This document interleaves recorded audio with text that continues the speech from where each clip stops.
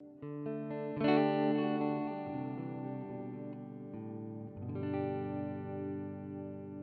back. This week we're going to go with a Baetis Nymph.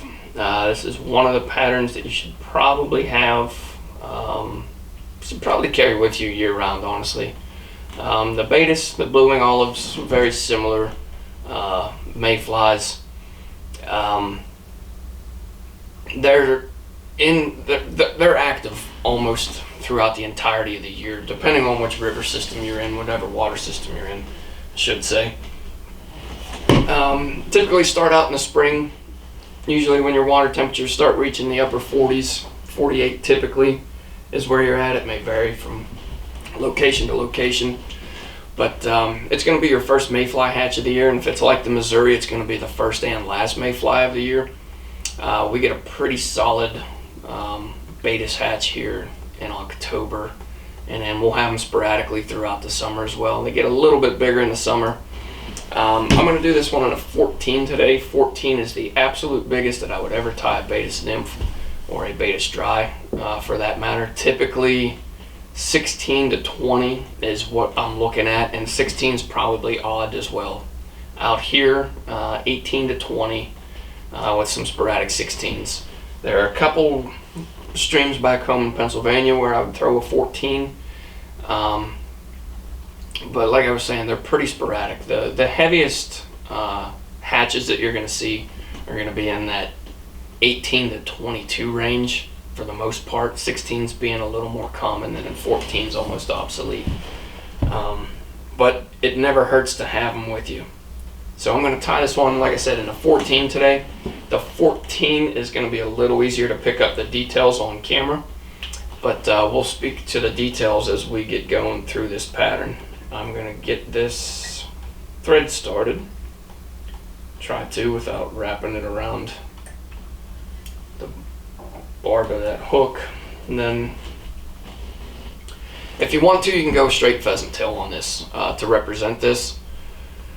But there's a few minor differences, a few things that I do a little bit differently that I like to see in this pattern.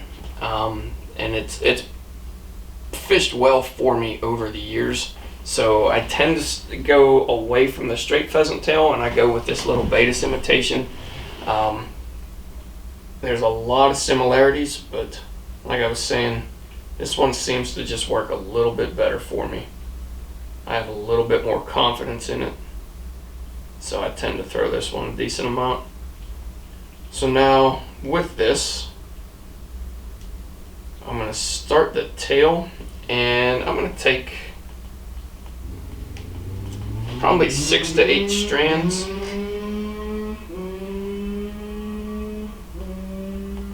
Damn kids and their freaking dirt bikes driving me nuts already. Alright, I'm going to go slightly shorter, or slightly longer I should say, than the length of the hook for my tail. I'm going to quick look at it, see if I want to shorten that up just a touch. There we go. And then I'm going to run it down the bend of the hook just slightly. And then I want to come around and catch this. That way I'm not continually moving forward on that pheasant tail, and then I have to go diagonally back to get to the body on this. So I'm going to take some Brassie sized copper wire next, and I'm going to tie this in. This is going to be my counter rib. And here come more dirt bikes.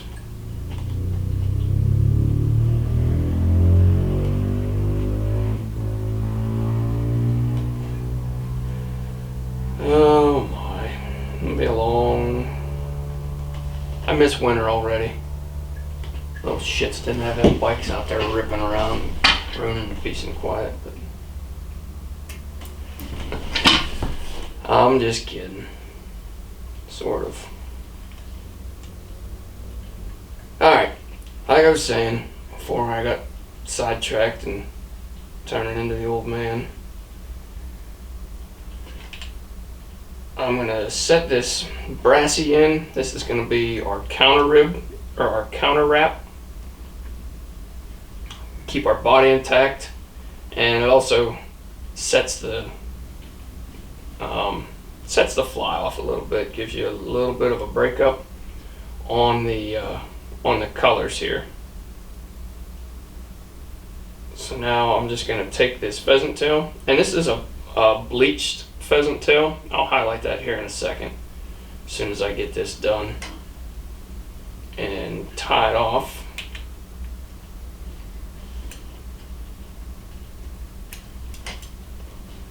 Get that one out of the way there. This is a bleached. You can go with just a straight regular pheasant tail, or you can go with some of these dyed ones. I probably wouldn't go with an orange, but if you want to do an olive, if you want to do like a gray, whatever it may be, I tend to go toward these bleached ones. I like the way that it, I just like the way that it looks, and it's done well for me over the years. So I don't know if it's a confidence thing or what it is, but I like going with the bleached pheasant tail on these. So now I'm just going to counter wrap my wire here, and I'm going to get 4 wraps that are going to be exposed, 3 to 4 wraps depending on spacing, depending on the size of your hook, the size of the wire that you're using. That 5th one that went down there is going to wind up being covered up by our abdomen, so I'm not going to worry about that too much. And then I'm going to get this down, just build up a quick thread base here, and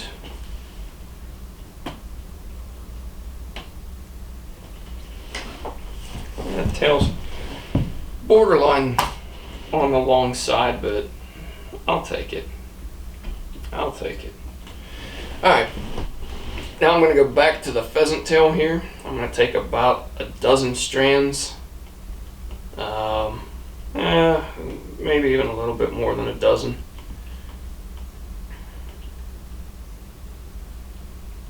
Something about like that. That's what I want on this. And this is going to be my wing case and the legs for the pattern. There's a few of these in here that are busted up. They're really bugging me. But anyhow, I'll live with it. I'll live with it. So now, I don't really think I'm going to. It's aggravating me there. The more I look at it, the more I can see that it's just going to wind up making an absolute mess out of this. Let me see if I can find a better piece here. Yeah, there's a bunch of those tips on this, looking at it now, that are just all busted up.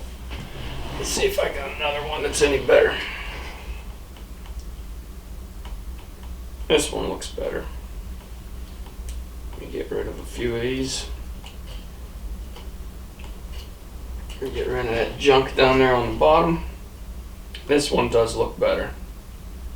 Alright, so back to where I was. I'm going to peel that off in a 90. I'm going to set this down. That is much better. That one's all beat up. I don't know what the heck the deal was. So I'm going to lay this back. It's going to be sitting about halfway back the length of my tail. And then I'm just going to tie this cluster in.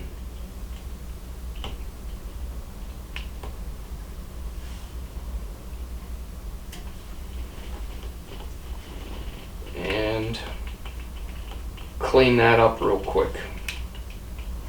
Now what I'm going to do is I'm going to take, this is just some Peacock black ice dub, and I want to throw this in here.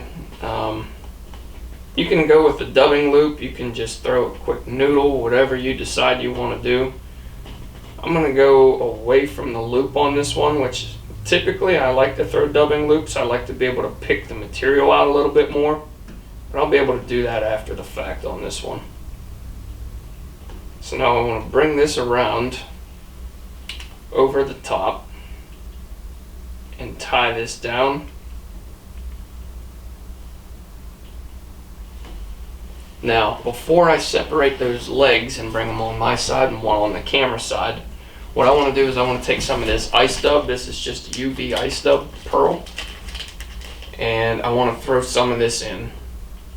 So what I'm going to do is just get this even here to where I have a nice center section to tie down. And let me spin that around actually, make sure I'm not blocking the camera too much. I'm going to spin this around, and I just want to catch this stuff right in front of the eye, and then I'll bring this stuff that I had tied going forward and just get it going back. You can see where it's going back throughout this throughout the body. Now I want to trim this to where it's ending. My longest fibers are going to maybe reach back to the tail at most. So I just want to trim some of these out of here. And if it's a bright day, this is going to be the pattern that I go to. If it's a cloudy day, you'll pick up a lot of whitefish, you'll pick up a lot of trash fish on this, suckers, whitefish, whatever it may be. If it's a cloudy day, I'll just go in there and trim that flash out, and I'll just fish this one straight. But if it's a bright day, that flash in there catches so many fish. It is ridiculous. So now I'm going to take and bring these legs back.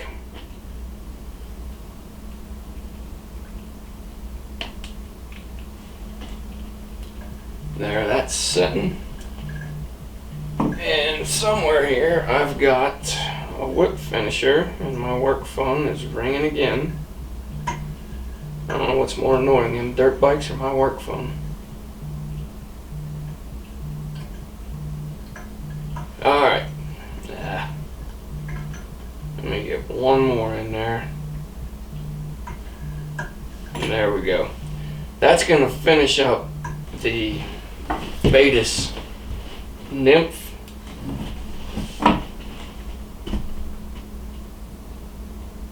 There we go. We've got some of that flash coming through there. I did an okay job of not covering up the eye of the hook. Still a little covered in spots, but it's going to work out.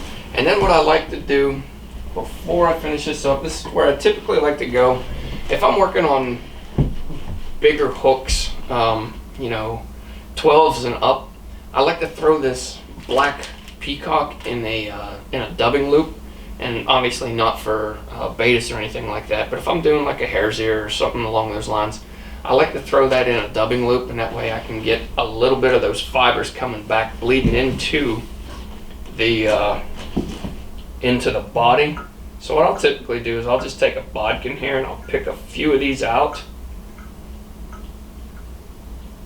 And what happens is when this gets wet, it's going to all bleed back, and it's going to mask some of those tans, and it's going to give you like a brown black tan, just like a Mayfly nymph is going to wind up looking. But the reason I like to go with this bleached is if you look on the bottom side of any Mayfly, you're going to have that lighter side to it. It's going to be more like a tan than anything.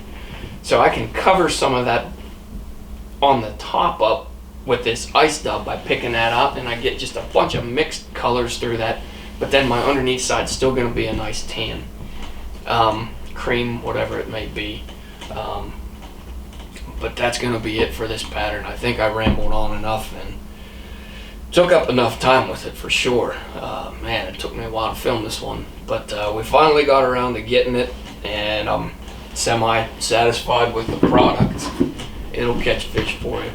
But if you guys have any questions or comments, as always, leave them with me and I'll get back to you. But thanks as always, and we'll catch you next week.